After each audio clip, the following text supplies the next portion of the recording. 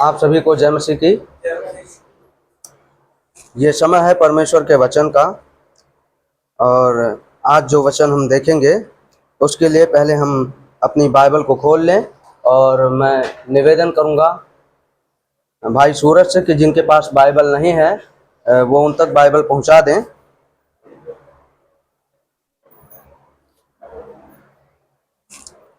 और मेरे साथ आप सभी खोल लेंगे लूका रचित सुसमाचार, उसका 8 अध्याय, उसके 16 से 21 पद को। लूका रचित सुसमाचार, उसका 8 अध्याय, वचन 16 और 21।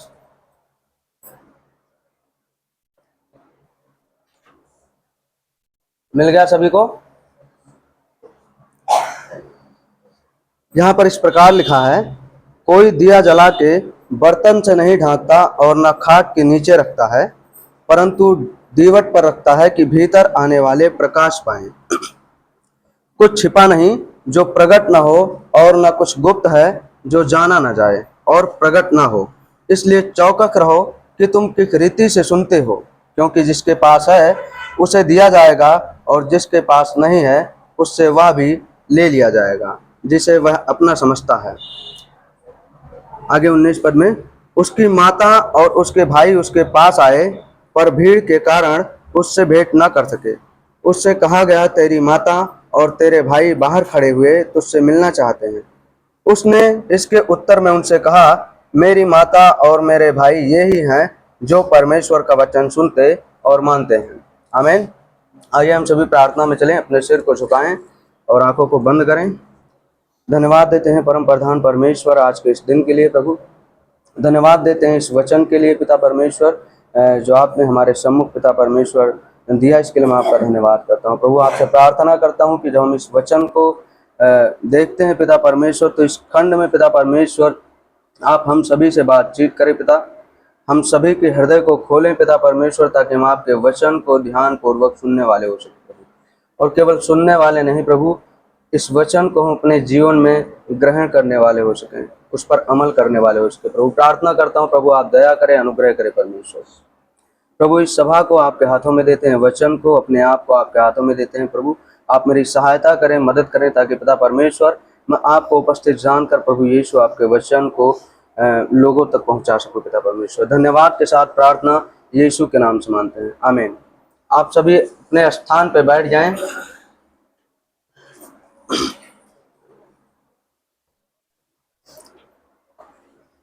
अभी जो वचन हमने पढ़ा उसका शीर्षक है परमेश्वर का वचन प्रकाश है। आप सभी अगर लिखना चाहें तो लिख सकते हैं, परमेश्वर का वचन प्रकाश है। और उसके 3 मुख्य बिंदु हैं। पहला, प्रकाश को छिपाया नहीं जाता। पहला मुख्य बिंदु, प्रकाश को छिपाया नहीं जाता। दूसरा है, प्रभु के सम्मुख कुछ भी नहीं जो गुप्त है। तीसरा, ध्यान रखें आप कैसे सुनते हैं। और चौथा है, सच्चा परिवार वह है जो परमेश्वर के वचन को सुनता है।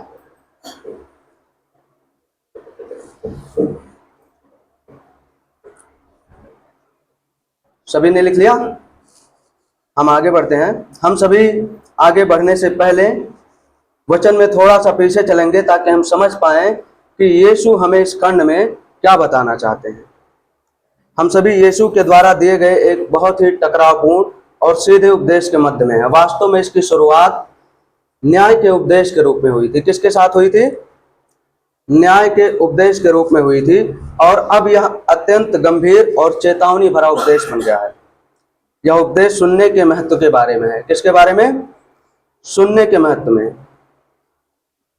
हम पिछले बिंदुओं पर पहले ही चर्चा कर चुके हैं, लेकिन हम और गहराई से समझने के लिए और निरंतरता बनाए रखने के लिए उस पर थोड़ी देर के लिए दोबारा से चर्चा करेंगे। मेरे साथ आप सभी देखें लूका 8:4-8, इसके पीछे का वचन लूका 8:4-8। वहां पर लिखा है, जब बड़ी भीड़ इकट्ठी हुई और नगर नगर के लोग उसके पास चले आते थे, तो उसने दृष्टांत में कहा, एक बोने वाला बीज बोने निकला, बोते हुए कुछ मार्ग के किनारे गिरा और रौंदा गया, और आकाश के पक्षियों ने उसे चुंग लिया। कुछ चट्टान पर गिरा और उपजा, परंतु तरी न मिलने से सूख गया। कुछ झाड़ियों के बीच में गिरा और झाड़ियों ने साथ साथ बढ़कर उसे दबा दिया। कुछ अच्छी भूमि पर गिरा और उगकर 100 गुना फल लाया। यह कहकर उसने ऊंचे शब्द से कहा, जिसके सुनने के कान हो वह सुन ले। तो अभी मैंने आपको बताया कि ये वचन हमें बताता है कि हम किस प्रकार से वचन को सुनते हैं। और इसमें हमने देखा कि कुछ बीज हैं जो पगडंडी पर गिरते हैं और पक्षी उन्हें क्या करते हैं, खा जाते हैं। कुछ बीज पथरीली मिट्टी पर गिरते हैं और वह सूख जाते हैं, और कुछ खरपतवार में गिरते हैं और वह दब जाते हैं। कुछ अच्छी मिट्टी में गिरते हैं और वह फल लाते हैं। और अगर यीशु के शिष्यों ने यीशु से और ज्यादा के लिए दबाव नहीं डाला होता तो उपदेश का पूरा हिस्सा यही होता। चेले चाहते थे कि यीशु हमें इस दृष्टांत को बताएं कि इस दृष्टांत का मतलब क्या है, क्योंकि जब यीशु ने इस दृष्टांत को बोला तो किसी के समझ में नहीं आया कि उन्होंने क्या कहा।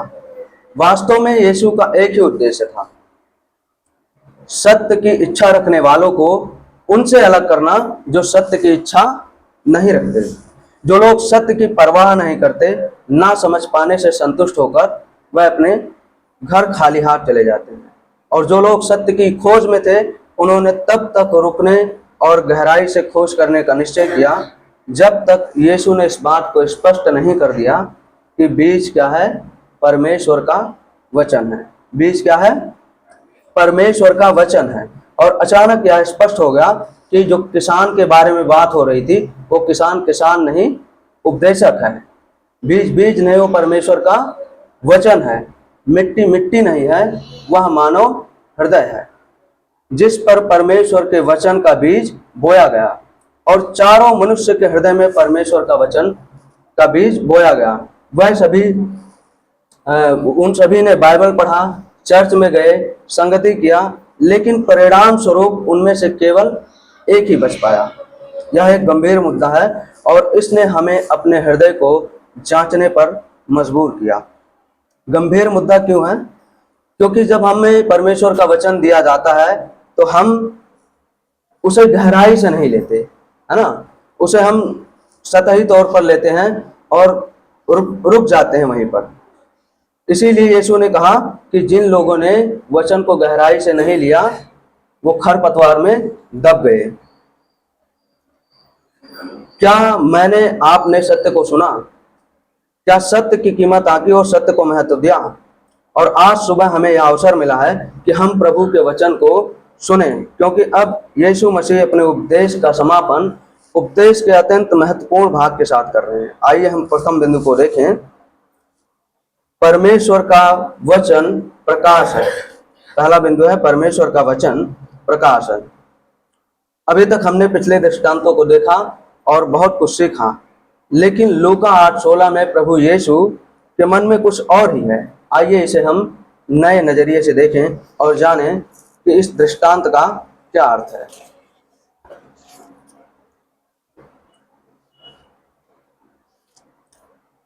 यहाँ पर लिखा है, कोई दिया जला के बर्तन से नहीं ढकता और न खाट के नीचे रखता है, परंतु दीवट पर रखता है कि भीतर आने वाले क्या पाएं, प्रकाश पाएं। यीशु कह रहे हैं कि यदि आप दीपक जलाते हैं तो उसे प्रकाश के लिए जलाते हैं, छिपाने के लिए नहीं, है ना। जब अंधेरा होता है तो जब हम लाइट ऑन करते हैं तो किस लिए करते हैं? कि यहाँ पर उजाला हो, इसलिए नहीं करते कि उसको हम छिपाएं। या दीपक किसका प्रतिनिधित्व कर रहा है? जिस दीपक के बारे में यीशु मसीह बात कर रहे हैं वो किसको दर्शा रहा है?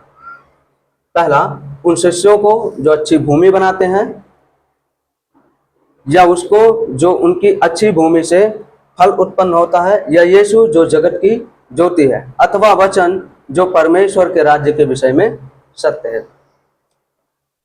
इनमें से हर एक पर हम विचार कर सकते हैं, लेकिन इनमें सभी सही नहीं हो सकते। सबसे पहले हम तत्कालिक संदर्भ पर गौर करते हैं। इसके बाद एक आयत आती है। कौन सी आयत? 17वीं आयत। कुछ छिपा नहीं जो प्रकट ना हो, और न कुछ गुप्त है जो जाना न जाए और प्रकट ना हो। और एक जानी पहचानी कहावत आती है, इसलिए ध्यान से सुनो कि तुम कैसे सुनते हो। जो मिट्टी के दृष्टांत आंख से बहुत मिलती जुलती है, जिसके सुनने के कान हो वह सुन ले। दरअसल सुनना शब्द मिट्टी के दृष्टांत में कई बार आता है ना। जब हम पढ़ते हैं तो कई बार यीशु मसीह कहते हैं कि जिसके कान हो वह सुन ले। मिट्टी के दृष्टांत का स्पष्ट विषय है कि परमेश्वर के वचन को सुनना, और ऐसा प्रतीत होता कि यह विषय 8:1 से लूका 8:1 से शुरू होता है, जहां यीशु एक गांव से निकलकर दूसरे शहर तक क्या करते हैं, परमेश्वर के वचन का प्रचार करते हैं और उसके राज्य का सुसमाचार सुनाते हुए यात्रा करते हैं। तथा 8:21 तक आता है, जहां यीशु कहते हैं कि उनका सच्चा परिवार वह लोग हैं जो वचन को सुनते और उस पर चलते हैं। अब यदि परमेश्वर का वचन सुनना 8:1-21 का विषय है, तो 8:16 में दीपक का प्रकाश परमेश्वर का वचन है, स्वर्ग राज्य का संदेश है, जिसका प्रचार यीशु पूरे गलील में कर रहे हैं। कुछ लोग इसे सुनते हैं पर समझते नहीं, कुछ थोड़ा बढ़ते हैं, कुछ है जो वचन आज्ञाकारिता में एक बदला हुआ जीवन और एक फलदायी सेवकाई की फसल उगाते हैं। मेरे प्रियो, ये जो खंड 8:16 है, यह हमें बताता है कि परमेश्वर के राज्य का प्रकाश वह संदेश है जो यीशु मसीह ने हमें दिया है। उसे छिपाया नहीं जाना चाहिए, न ही उसे धीरे से फुसफुसाया जाना चाहिए, बल्कि इसे खुले तौर पर पूरे जोश और स्पष्टता के साथ घोषित करना चाहिए, ताकि आने वाले लोग उस प्रकाश को देख सकें, ताकि यह प्रकाश और शक्ति प्रदान करे। और यीशु यहाँ अपने शिष्यों को संदेश दे रहे हैं कि उसके राज्य के संदेश को दबाए नहीं, बल्कि इसे खुलकर घोषित करें। और आज प्रभु का वचन हमें बताता है कि हमें भी उसके वचन के साथ उस प्रकाश पुंज को जो उसने हमें दिया है ना। यीशु ने अपने वचन का प्रकाश हम सभी को दिया, तो हमारा कर्तव्य क्या है कि हम उसके उस प्रकाश पुंज को अपने ही तक सीमित ना रखें, उसे लोगों तक पहुंचाएं। मेरे साथ निकालने प्रेरितों के काम 26-18 और देखें कि वहां पर पौलुस हमें क्या बताते हैं। प्रेरितों के काम 26-18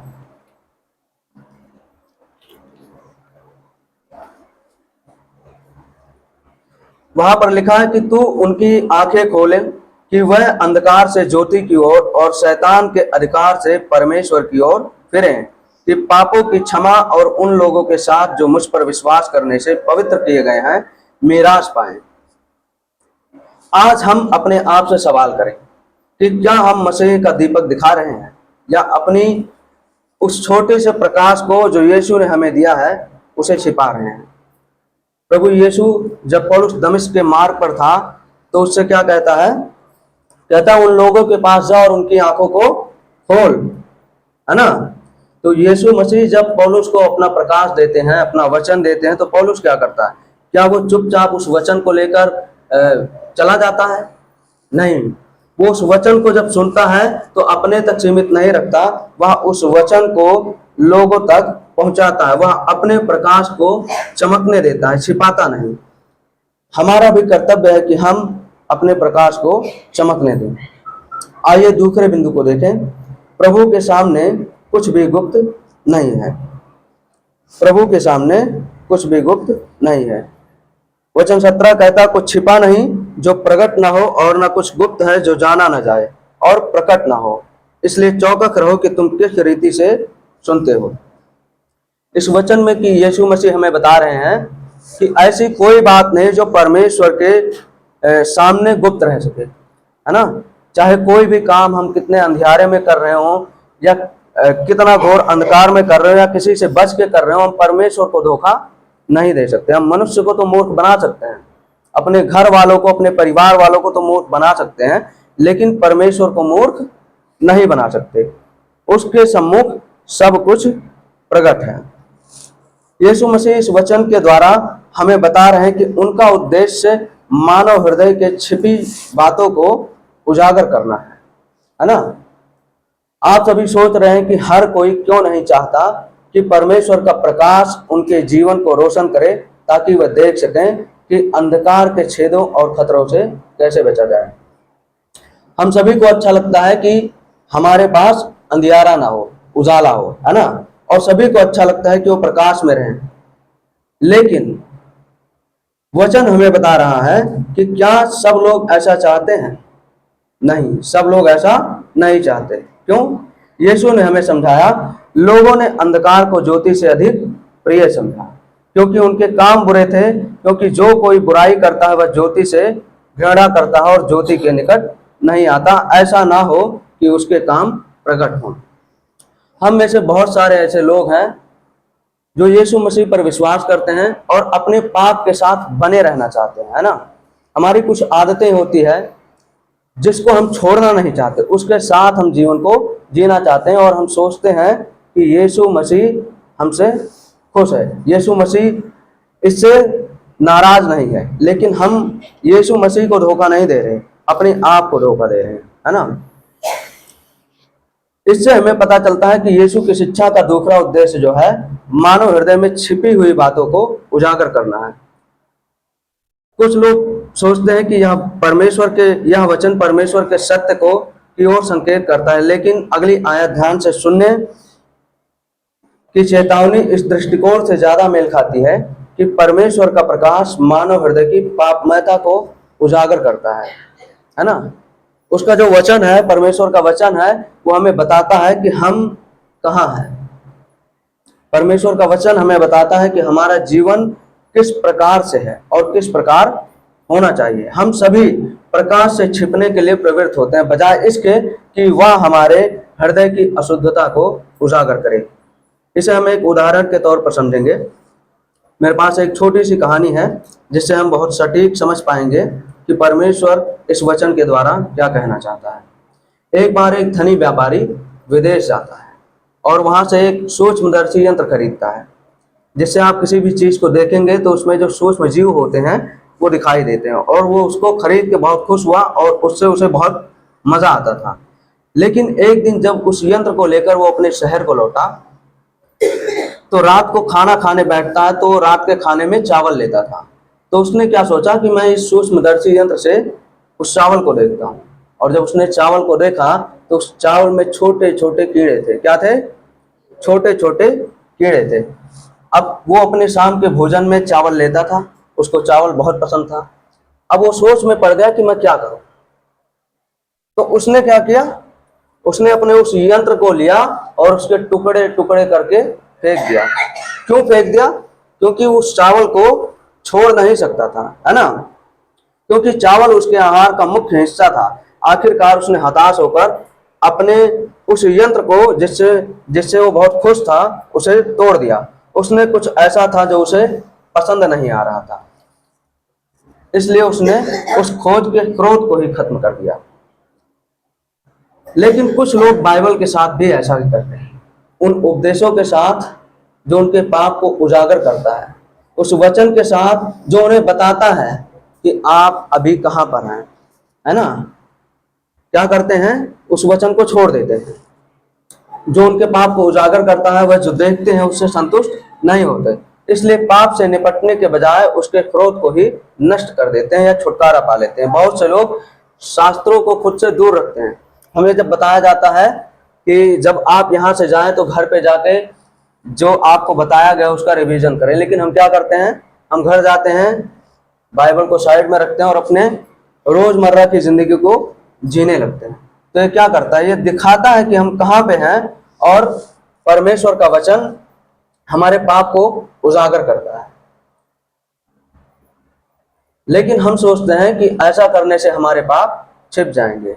परमेश्वर का वचन कहता है कि ऐसा कुछ भी नहीं जो प्रकाश में नहीं लाया जाएगा। यदि आप वचन से लाभ उठाना चाहते हैं तो इसे अपने मन में बिठा लें, अपने हृदय में बिठा लें, क्योंकि अंतिम दिनों में यही वचन हमारा न्याय करेगा। सो यदि हम चाहते हैं कि परमेश्वर हमें प्रकाश में ले चले, तो हम उसके वचन को सुने और मन में बिठाएं, क्योंकि एक दवा तब तक कोई काम नहीं करती, कोई फायदा नहीं पहुंचाती, जब तक उसका उपयोग न किया जाए। यदि हम बीमार हों और दवा नहीं खाएंगे तो हम चंगे नहीं हो सकते। उसी प्रकार यदि हम परमेश्वर के वचन को पढ़ते नहीं, उसको अपने हृदय में नहीं उतारते, तो वो हमारे जीवन में कोई कार्य नहीं करेगा और अंत के समय में यही वचन जो हमें मिला है हमारा क्या करेगा, न्याय करेगा। आइए हम तीसरे बिंदु को देखें। ध्यान रखें कि आप कैसे सुनते हैं। यीशु मसीह कहते हैं कि आप किस प्रकार के श्रोता हैं, है ना। जब हम बैठते हैं, जब बाइबल वचन पढ़ते हैं या बाइबल वचन के प्रचार को सुनते हैं, तब यीशु कहते हैं कि आप ध्यान दें कि आप किस प्रकार के श्रोता हैं, किस प्रकार से सुन रहे हैं। ध्यान से सुनो कि तुम किस प्रकार से सुनते हो, क्योंकि जिसके पास है उसे और दिया जाएगा, जिसके पास नहीं है उससे जो कुछ उसके पास है वह भी ले लिया जाएगा, है ना। हम समझते हैं कि हमारे पास परमेश्वर का वचन है और हम उसे अपना समझते हैं, लेकिन परमेश्वर का वचन क्या कहता है कि अगर आप ध्यान से नहीं सुन रहे हैं, अगर आप परमेश्वर के वचन को हृदय में नहीं बिठा रहे हैं, तो जो वचन आपके पास है वो क्या किया जाएगा, ले लिया जाएगा। यदि हम ध्यान पूर्वक सुनते हैं तो हमें और प्रकाश मिलेगा। प्रकाश का मतलब, यदि हम ध्यान से सुनते हैं तो हम परमेश्वर के वचन में और आगे बढ़ेंगे। ध्यान दीजिए कि संदर्भ में सुनने पर जोर दिया गया है। परमेश्वर के वचन ध्यान से सुनने में कई बातें शामिल हैं। हम पीछे वचन में देखेंगे कि यहाँ पर जब बीज बोने वाले दृष्टांत की बात हो रही है, तो परमेश्वर कहता है कि जिसके कान हो वह सुन ले। और इस वचन में भी परमेश्वर कहता है कि ध्यान रखो, चौकस रहो कि तुम किस प्रकार से सुनते हो, है ना। तो हमें ध्यान रखना है कि हम परमेश्वर के वचन को किस प्रकार से सुनते हैं। सबसे पहले ध्यान से सुनने का मतलब है वचन को पढ़ना, है ना। वचन को पढ़ें, उसके अर्थ पर मनन करें। यदि आपको समझ नहीं आ रहा तो आप परमेश्वर से प्रार्थना करें, अपने पास्टर से, अपने अगुओं से उसके बारे में बातचीत करें, उनसे पूछें कि वचन क्या कह रहा है, समय निकालें। और यहाँ तक कि जो लोग नियमित रूप से चर्च आते हैं, जो लोग नियमित रूप से बाइबल अध्ययन में जाते हैं, है ना, वो लोग भी बाइबल की बातों से अनभिज्ञ हैं, क्योंकि वे परमेश्वर के वचन के लिए समय नहीं निकालते। अभी मैंने बताया कि जब हम यहाँ से जाते हैं तो हम क्या करते हैं, जो हमने लिखा है, जो हमने सुना है, उस पर हम रिवीजन नहीं करते, है ना, उसे दोहराते नहीं, उस पर मनन नहीं करते। इसलिए हम बाइबल की बातों से अनजान रहते हैं और हमारे पास जो प्रकाश है उस प्रकाश में कमी आती रहती है और हम जहाँ थे वहीं रह जाते हैं। जब हमें उपदेश दिया जाता है तब भी हम जल्दबाजी करते हैं, है ना। बहुत से लोग होते हैं, उनको बड़ी जल्दी रहती है कि कितनी जल्दी ये संदेश खत्म हो जाए, कितनी जल्दी हम घर चले जाएं, बिना ये सोचे कि इस पाठ का अर्थ क्या और ये हमारे जीवन में कैसे लागू होता है ना। दूसरा ध्यान से सुनने का अर्थ है पवित्र शास्त्र के वचन में मसीह को ढूंढना। आप चाहे पुराना नियम पढ़ रहे हो या नया नियम पढ़ रहे हो, आपको वहां पर ढूंढना है कि यहाँ पर यीशु मसीह किस जगह पे है। वहां पर आपको देखना है कि यीशु यहाँ पर क्या कह रहे हैं, है ना। यीशु यहूदियों को यह कहकर फटकार लगाते हैं कि तुम पवित्र शास्त्र में ढूंढते हो क्योंकि समझते हो कि उसमें अनंत जीवन तुम्हें मिलता है, और वह वही है जो मेरी गवाही देता है ना। जो यहूदी और फरीसी शास्त्री थे, उनको पूरी की पूरी बाइबल याद थी ना, जो पुराने नियम की पुस्तक थी उनको पूरी की पूरी याद थी। आप कहीं से पूछते वो बता सकते थे, लेकिन वो उस बात को नहीं समझ पा रहे थे, है ना। और यीशु मसीह जब इम्माउस के मार्ग पे थे तो उन्होंने दो व्यक्तियों के साथ मूसा की पुस्तक से लेकर भविष्यवक्ताओं की पुस्तक में बताया कि मेरी जगह किस जगह है। उन्होंने बताया कि बाइबल मेरे बारे में क्या कहती है, पवित्र शास्त्र मेरे बारे में क्या कहती है, और उन्हें उसका सारा अर्थ समझा दिया। चाहे हम पुराने नियम में हो या नए नियम में, हमें प्रभु यीशु के करीब आना चाहिए। यदि हम ध्यान से सुन रहे हैं कि परमेश्वर क्या प्रकट कर रहा है, परमेश्वर के वचन को ध्यान से सुनने का तीसरा और सबसे अच्छा तरीका, वचन को हमेशा हृदय और जीवन में लागू करने का प्रयास करें। और एक और तरीका है, जब दमिश्क के मार्ग पर पौलुस ने प्रभु से जो दो प्रश्न पूछे थे, वे वचन पढ़ते या उसका प्रचार सुनते समय पूछने के लिए अच्छा है। हे प्रभु आप कौन है। जब हम वचन को सुन रहे हो, जब हम वचन को पढ़ रहे हो, तो हमें प्रार्थना करना चाहिए और पूछना चाहिए कि हे प्रभु आप कौन हैं, कृपया कर मुझे बताएं। हे प्रभु मैं क्या करूं। ये दोनों प्रश्न आपस में जुड़े हुए हैं कि आप कौन हैं और मैं क्या करूं। यदि वह पुनर्जीवित प्रभु और उद्धार करता है, जिसने हमारे पापों के लिए स्वयं को दे दिया, तो इसका इस बात पर बहुत अधिक प्रभाव पड़ता है कि मुझे किस प्रकार का जीवन जीना चाहिए। वचन को बिना उस पर अमल किए पढ़ना हमारे लिए कोई लाभ की बात नहीं। वचन हमारे दिमागों को रोचक तथ्यों से भरने के लिए नहीं है, बल्कि हमारे हृदय को यीशु के अनुरूप बनाने के लिए दिया गया है ना। हमारे हृदय को यीशु के अनुरूप बनाने के लिए दिया गया है। बहुत से ऐसे मसीह हैं जो चर्च आते हैं, बाइबल की बारीकियों को जानते हैं, लेकिन वह अपने परिवार के प्रति क्रोधित हैं और असंवेदनशील हैं। पवित्र शास्त्र का पूरा सार दो महान आज्ञाओं में समाहित है, जो हमें परमेश्वर से और एक दूसरे से प्रेम रखना सिखाती है। अगर हम ऐसा नहीं करते हैं तो हम मूल बात को ही भूल रहे हैं। अगर हम परमेश्वर के वचन को ध्यान से सुने तो वह हमें और अधिक प्रकाश देगा, ताकि हम और अधिक विकसित हो सके। यदि हम सतही तौर पर सुनते हैं तो जो हमारे पास है वह भी हमसे ले लिया जाएगा।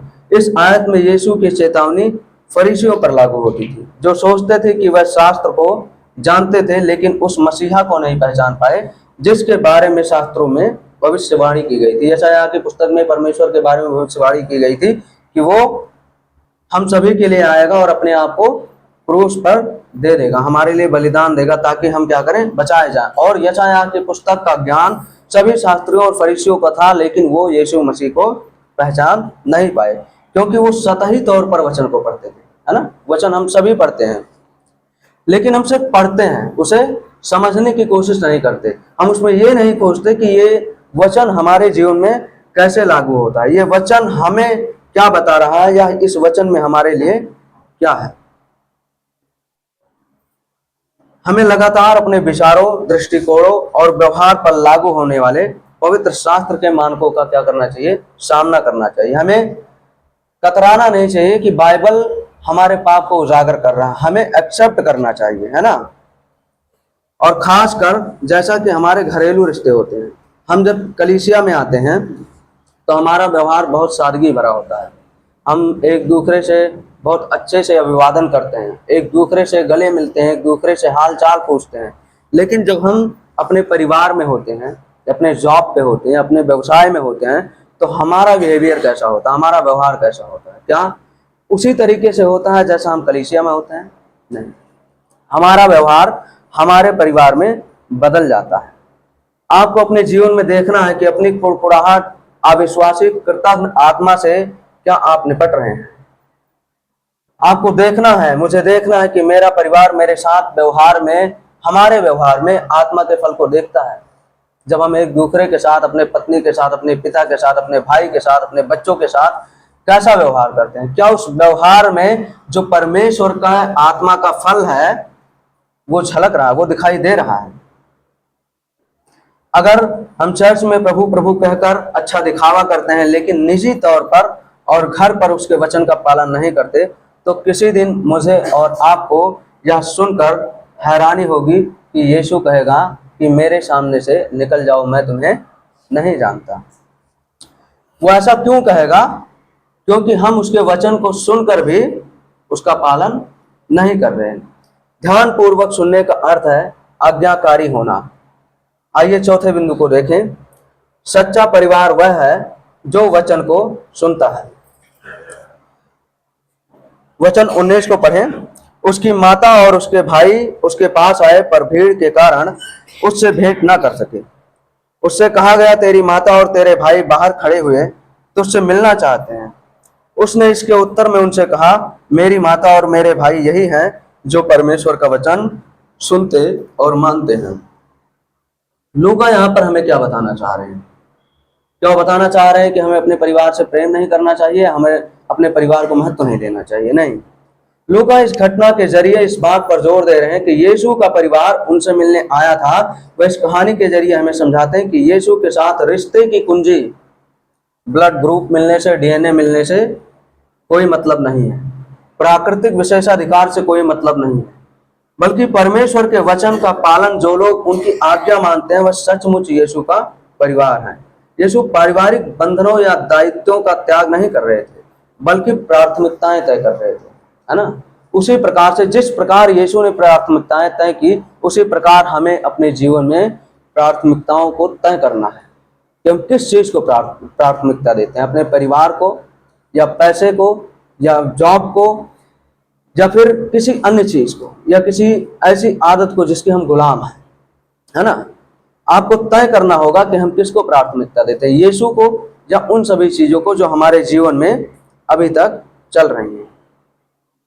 परमेश्वर के वचन के प्रति निष्ठा सबसे पहली होनी चाहिए, यहाँ तक कि परिवार से भी ज्यादा।